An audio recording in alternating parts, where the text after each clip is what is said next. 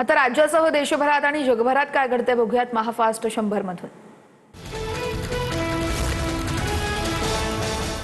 काँग्रेस मुख्यालयामध्ये पूर्ण वंदे मातरम गायलं गेल्यानं सोनिया गांधी नाराज असल्याची चर्चा। सोनिया गांधींनी वंदे मातरम गीताचा अवमान केल्याचा आरोप, तर सोनिया गांधी यांनी वंदे मातरमचा पूर्ण आदर राखला, काँग्रेसचं स्पष्टीकरण। वंदे मातरम वाजवले म्हणून सोनियाजी नाराज झाल्या, हा दिमागी नक्षलवाद नाहीये का? काँग्रेसच्या व्हायरल व्हिडिओवरून मुख्यमंत्री फडणवीसांची प्रतिक्रिया। नारी शक्ती विधेयक सभागृहात मंजूर करून महिलांना 33% आरक्षण देऊया। स्वातंत्र्य दिन सोहळ्यामध्ये पंतप्रधान नरेंद्र मोदींचं राजकीय पक्षांना आवाहन। महिला आरक्षण विधेयकावरती राजकारण झाल्याचीही खंत। 2023 साली मंजूर झालेल्या विधेयकाची अद्याप अंमलबजावणी का केली नाही याचं उत्तर मोदींनी लाल किल्ल्यावरून दिलं पाहिजे होतं। महिला आरक्षण विधेयकावरती संजय राऊत यांची पंतप्रधानांवर टीका। महिला आरक्षणाचं विधेयक लोकसभेत आणि राज्यसभेत 2023 मंजूर झालंय। एकमतानं हे विधेयक मंजूर झालं होतं। खासदार सुप्रिया सुळेंची महिला आरक्षणावर प्रतिक्रिया। जनगणनेशिवाय महिला विधेयक अशक्य, विरोधकांनी सहकार्य केल्यास 2029 मध्ये नारी शक्ती विधेयक पास होईल। गेल्या अधिवेशनामध्ये सरकारनं नवं बिल आणलं होतं। महिला आरक्षण विधेयकावरून मुख्यमंत्री फडणवीसांची प्रतिक्रिया। कोर्टाला काम करू द्या, फडणवीसांनी धमक्या देऊ नये। कोर्टाला दबावामध्ये आणून निकाल द्यायला लावणार असाल तर चालणार नाही। फडणवीस लोक न्यायालय नेमकं कुणाला म्हणतायत? भ्रष्टाचार करून तुम्ही जनता न्यायालय उभी केली आहेत। फडणवीसांच्या शिवसेनेवरील वक्तव्यावरून संजय राऊतांची टीका। पृथ्वीराज चव्हाण काही चुकीचं बोलले नाहीयेत, आम्ही देखील तेच बोलतोय। माणसाला महत्वाकांक्षा असायला हरकत नाहीये, पण महत्वाकांक्षेबरोबर लायकी सुद्धा असायला पाहिजे। राऊतांनी पृथ्वीराज चव्हाण यांना पाठिंबा देत अमित शहांवर टीकास्त्र डागलं। मी केलेल्या टिप्पणीचा दुरुपयोग करण्यात आला, मी बोललो नाही, ते माझं वक्तव्य असल्याचं सांगितलं गेलं। कॉक्रोचवरून केलेल्या टिप्पणीवरती सीजेआय सूर्यकांत यांचं स्पष्टीकरण। अमित शहा लायक नसलेले गृहमंत्री, शहा अधिवेशन काळामध्ये सभागृहाला सामोरं जायला घाबरलेत। काँग्रेस नेते पृथ्वीराज चव्हाण यांची बोचरी टीका। पृथ्वीराज चव्हाण हे बेगाने शादी में अब्दुल्ला दिवाना। सभागृहात अमित शहांनी वेळोवेळी स्वतःला सिद्ध केलंय। प्रसाद लाड यांची पृथ्वीराज चव्हाण यांच्यावर टीका। गोपीनाथ मुंडे काँग्रेसमध्ये येणार होते, पृथ्वीराज चव्हाण यांचा गौप्यस्फोट। मी मुख्यमंत्री असताना मुंडे अहमद पटेल यांच्या बैठका झाल्या। गोपीनाथ मुंडेंना मंत्री करण्याची अट घातली होती। मंत्रीपद द्या, नागपूरचे दोघे निवडून देणार नाहीत, मुंडे बोलले होते। पृथ्वीराज चव्हाण यांची प्रतिक्रिया। एकनाथ शिंदे उच्च पदावर बसावेत ही सर्वांचीच इच्छा आहे, तर आम्हाला शिंदे उच्च पदावर बसावेत असं वाटलं तर काय गैर आहे? उदय सामंतांचा सवाल। तर माझ्या पक्षाचा मुख्यमंत्री व्हावा ही सर्वसामान्य शिवसैनिकाची इच्छा असतेच, प्रताप सरनाईकांचं वक्तव्य। पालकमंत्री पदाचा निर्णय लवकर होणार, पालकमंत्री पदाबाबत अडथळा अडचण नाही, लवकरच पालकमंत्री पदाचा मान मिळेल, मंत्री भरत गोगावलेंनी व्यक्त केला विश्वास। तुळजाभवानीच्या सुरक्षेच्या मुद्द्यावरून टिंगलटवाळे योग्य नाहीये। तुळजापूर सीसीटीव्ही प्रकरणाचा विषय डायव्हर्ट करण्यासाठी ऑपरेशन टायगरच्या गोष्टी सुरू। पालकमंत्री प्रताप सरनाईक यांच्या ऑपरेशन टायगर वक्तव्यावरती आमदार कैलास पाटील यांचा पलटवार। आमदार कैलास पाटील यांच्यासोबत मैत्री कायम आहे। खासदार ओमराजे निंबाळकर यांनी ऑपरेशन टायगरवर बोलणं टाळलं। पक्षांतराच्या बाबतीत त्यांना जो योग्य निर्णय वाटेल तो त्यांनी घ्यावा, ओमराजेंची प्रतिक्रिया। धाराशिवच्या राजकारणात पुन्हा ऑपरेशन टायगरची चर्चा। ऑपरेशन टायगर काय आहे हे मलाच कळत नाहीये। एक टायगर माझ्यासोबत बसला आहे, हाच आता ऑपरेशन टायगरची जबाबदारी घेईल। प्रताप सरनाईकांचं ओमराजे निंबाळकरांना उद्देशून वक्तव्य। मनोहर भिडेंकडून स्वातंत्र्य दिनानिमित्त हिंदवी स्वराज्य पदयात्रा। स्वातंत्र्य दिनाच्या दिवशी मनोहर भिडे राष्ट्रध्वजाचा खुलेआम अपमान करतो। मनोहर भिडेंच्या पदयात्रेवरून सचिन सावंतांची टीका। तर वंदे मातरमचा अपमान केल्यास शिक्षा, मग राष्ट्रध्वजाचा अवमान कसा खपवून घेतला जाऊ शकतो? सावंतांचा सवाल। कोण काय म्हणता याला महत्व नाहीये, तिरंगा हाच देशाचा ध्वज आहे, भगवा आमचा स्वाभिमान आहे, मात्र देशाचा ध्वज तिरंगाच। मनोहर भिडे यांच्या स्वातंत्र्य दिनाच्या पदयात्रेवरती जयकुमार गोरेंची प्रतिक्रिया। पंतप्रधान नरेंद्र मोदींकडून उत्पादन, कृषी, तंत्रज्ञान, गती, संरक्षण या शक्तींचं आवाहन। सप्तधारेमुळे विकसित भारताकडे योग्य वाटचाल करू। Green blue economy, soft power शक्तींचाही पंतप्रधान नरेंद्र मोदींकडून उल्लेख।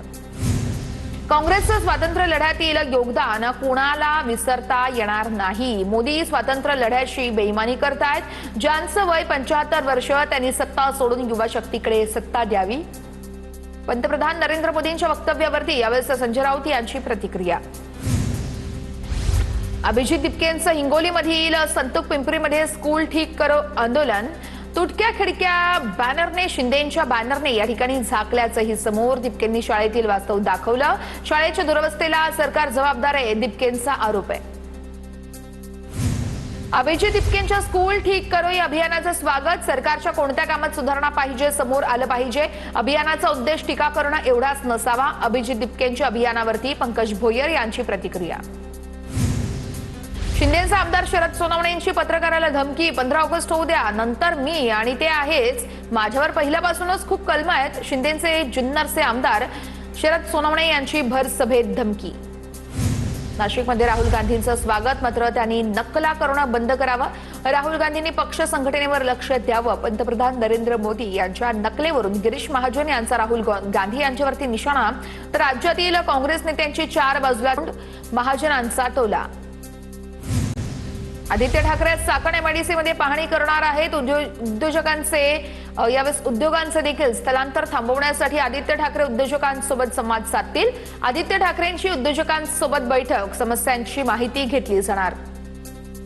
महाराष्ट्रामध्ये लघुउद्योग खटाखट बंद पडतायत आणि मंत्री महोदय मात्र विमानातून हवा खातात. चाकण ते गडचिरोली जमिनीवरती काय जळतं हे आकाशातून कसं दिसणार. राज्याला उद्योगमंत्री नाही तर माहिती घेऊन सांगतो मंत्री लाभलेले आहेत. अंबादास दानवे यांची उदय सामंत यांच्यावर टीका.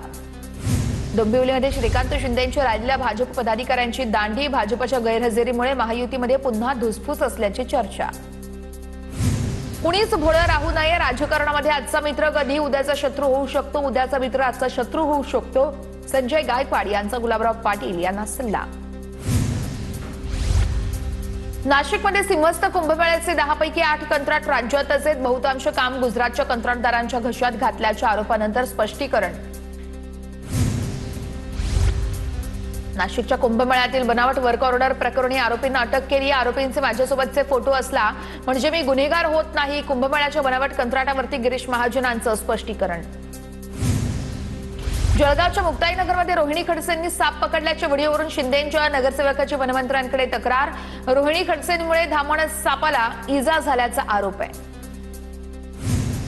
पुण्यामध्ये ध्वजारोहण कार्यक्रमात आसन व्यवस्थेवरून नीलम गोऱ्हेंची नाराजी. लोकप्रतिनिधींना योग्य सन्मान दिला नाही. गोऱ्हेंचा प्रशासनावर आरोप आहे. अधिकाऱ्यांसोबत त्यांच्या पत्नी पहिल्या रांगेत. मुख्यमंत्री फडणवीसांकडे विषय मांडणार. नीलम गोऱ्हेंचा संताप. धाराशिवचे पालकमंत्री प्रताप सरनाईक यांनी एसपींना झापलं. ध्वजारोहणाच्या वेळेस आंदोलन आणि चोरीच्या घटना हे तुमचं फेल्युअर आहे. सरनाईकांनी पोलीस अधीक्षक रितू खोखर यांना सुनावलं.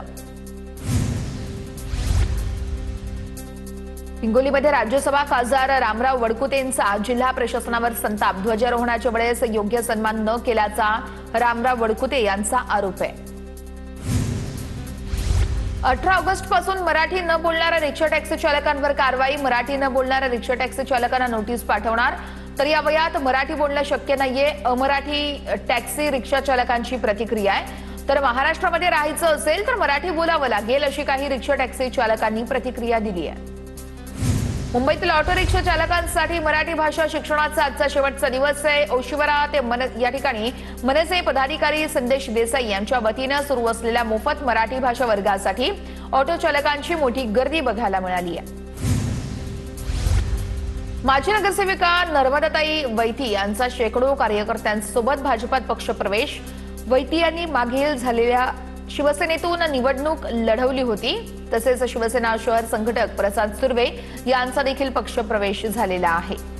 पंजाबच्या मोहालीमध्ये कैद्यांच्या सुटकेसाठी आंदोलन. यावेळेस आंदोलकांवरती पोलिसांकडून पाण्याचे फवारे. बॅरिकेडिंगद्वारे पोलिसांनी आंदोलकांना अडवलं. अमरावतीच्या उत्तमसरा गावामध्ये तरुणाचे पाण्याच्या टाकीवर चढून आंदोलन. जिल्हा परिषद शाळेतील भ्रष्टाचाराची तक्रार करूनही कारवाई न केल्यानं तरुणाचं आंदोलन.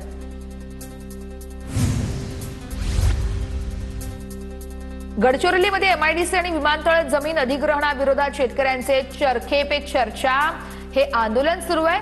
शाळकरी विद्यार्थ्यांनी या आंदोलनाला पाठिंबा दिलाय. गेल्या 8 महिन्यांपासून 4 गावातील शेतकऱ्यांचा लढा सुरू आहे. हिंगोलीमध्ये डीपीडीसीची बैठक सुरू असताना शेतकऱ्यांची घोषणाबाजी, शक्तीपीठ महामार्ग रद्द करा असं म्हणत शेतकऱ्यांची घोषणाबाजी। पालकमंत्री नरहरी झिरवळ, 2 खासदार, 3 आमदार बैठकीला उपस्थित। मल्लिकार्जुन खरगे यांच्या सभेनंतर शुद्धीकरण केल्याच्या विरोधात गोंदियामध्ये काँग्रेसचं सत्याग्रह आंदोलन। काँग्रेस जिल्हाध्यक्ष अमर वराडे यांच्यासह शेकडो काँग्रेस कार्यकर्त्यांची मल्लिकार्जुन खरगे यांच्या समर्थनार्थ घोषणाबाजी। धुळ्यामध्ये बजरंग दल आणि हिंदुत्ववादी संघटनांकडून अखंड भारत संकल्प दिन साजरा, मशाल यात्रेतून एकतेचा संदेश। वसई विरारमधील विकास कामांच्या श्रेयवादावरून जनता दरबारात आजी माझ्या आमदारांमध्ये जुंपली। वाढीव पाणीपट्टीच्या प्रश्नावरून आमदार राजन नाईक आणि माजी आमदार हितेंद्र ठाकूर भडकले। नाशिकच्या जिल्हाधिकारी कार्यालयासमोर रिंग रोड बाधित शेतकऱ्यांचं आत्मक्लेश आंदोलन। मुख्यमंत्र्यांसोबत बैठक घेण्यात यावी अशी शेतकऱ्यांची मागणी। रिंग रोड करत असताना भूसंपादनातील शेत जमिनींना योग्य भाव देण्याची देखील मागणी आहे। सोलापूरच्या महापालिकेसमोर जोरदार घोषणाबाजी करत नागरिकांचं आंदोलन। तर यावेळेस जुळे सोलापुरातील रस्ता ड्रेनेज प्लॉट धारकानं खोदल्याचा आरोप आहे। प्लॉट धारकाविरोधात कारवाई न केल्यानं नागरिक आक्रमक झालेले आहेत।